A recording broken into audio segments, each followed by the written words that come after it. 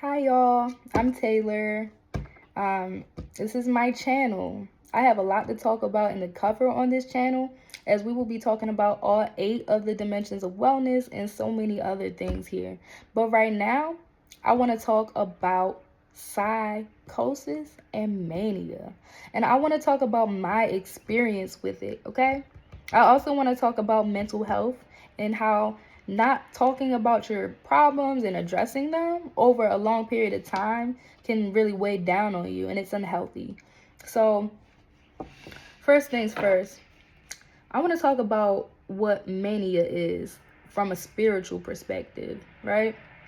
Now, I pay for ChatGPT, so this is the advanced version of it, and it's pretty accurate, right? Okay. The spiritual perspective on mania, right? Mania in spiritual terms can represent a sudden surge of divine energy, a flood of creative, psychic, or intuitive moving power, moving through the mind faster than the body can handle, right? And it's a lot of people going through this, right? It's a lot of people going through things like this, and they're getting thrown into these psych wards and getting put on medications that are keeping them out of touch with how they feel. Just like, and the funny thing is, when I was in the hospital, they were playing Frozen, the movie Frozen, a lot. And in the song, it says it: conceal, don't feel, put on a show, make one wrong move and everyone will know. That is what they want us to do with our feelings, right? They want our hearts to be frozen. They don't want us to feel. And a lot of these psychedelic medications actually keep us out of touch with how we feel. And they actually cause the symptoms that they're telling us that they're there to help. And, when you are going through mental things, because they thought I was mentally ill, right? And for me, mentally ill just means you're going through something, right? Something traumatic to the brain happened that caused you to feel however you felt and react however you react, right? And there's something called emotional intelligence, right? And God told me the whole time I was in the hospital to use my emotional intelligence. And because I said that God was speaking to me, they're telling me, no, you're psychotic, you're delusional, you need medication, right? But if you look at the facts of the spiritual world, and this is actually my religion now, right? Because in America, we have freedom of religion, right? So it also says in the handbook, I went to Sinai Hospital and I also went to Northwest Hospital. They're both under LifeBridge. And it says in their handbook that spiritual needs are a part of the healing process. However, they want us to ignore what we're being told from the divine, right? They want to keep us out of touch with that because they don't know what to say about that, what to do about that, because the truth is these doctors in here, they are drug dealers.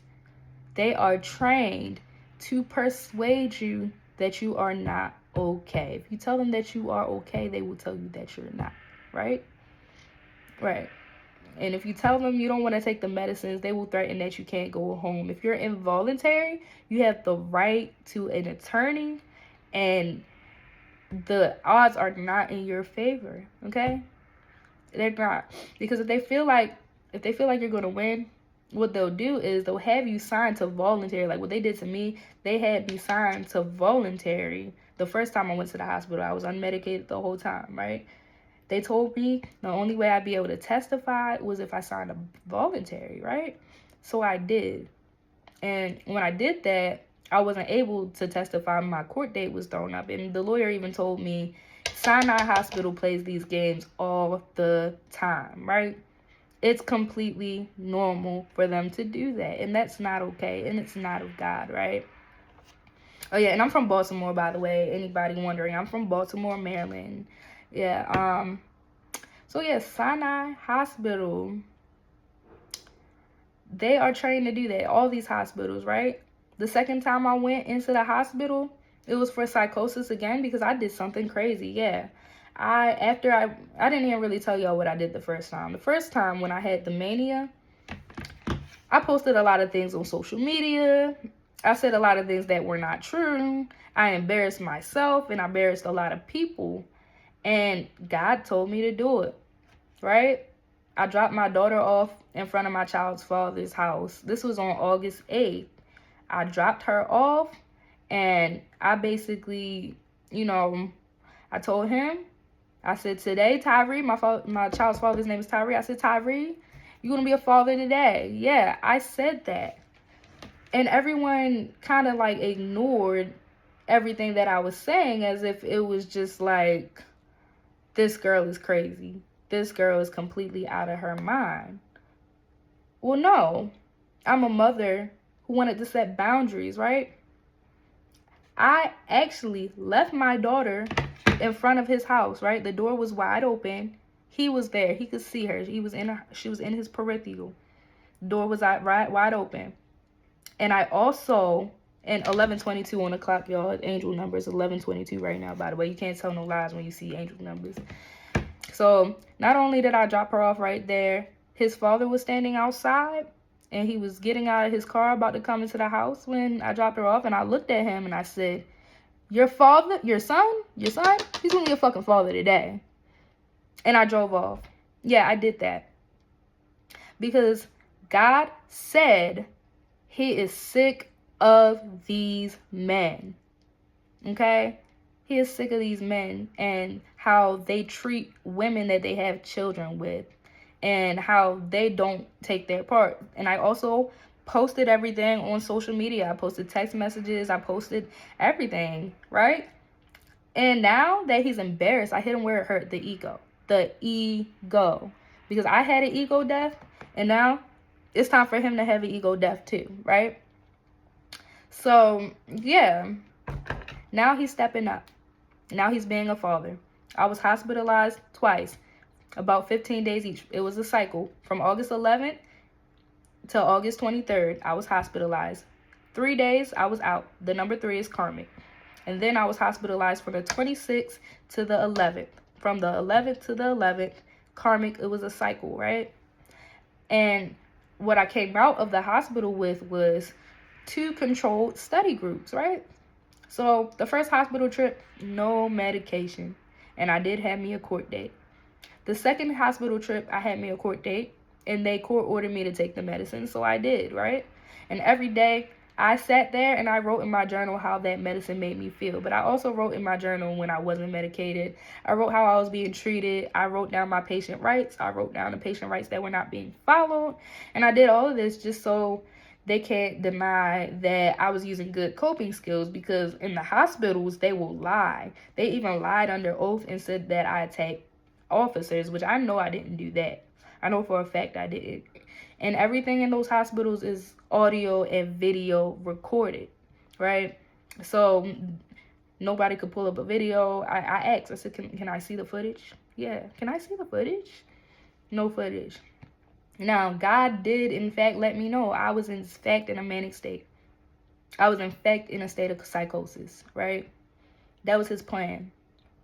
But he also woke me up spiritually. And now he's given me an order, right? An order to let y'all know the truth and everything that he is telling me and all the lessons that he's teaching me. He's teaching me these lessons through life. Okay, he says, this is my story and this is my song. So anybody who's interested in hearing about it, I'm a very, very, very spiritual being. And I don't want to hear nothing about you crazy, you all that. If you don't like what I got to say, get the hell up off my page, all right? Because God got something to say about all of y'all. He do. Starting with the men, the black men in the community. Y'all need to wake up. And y'all need to learn some emotional intelligence. Yeah. Now, psychosis. That means that your mind is in a whole nother realm in your subconscious, right? Hold on, let me pull up.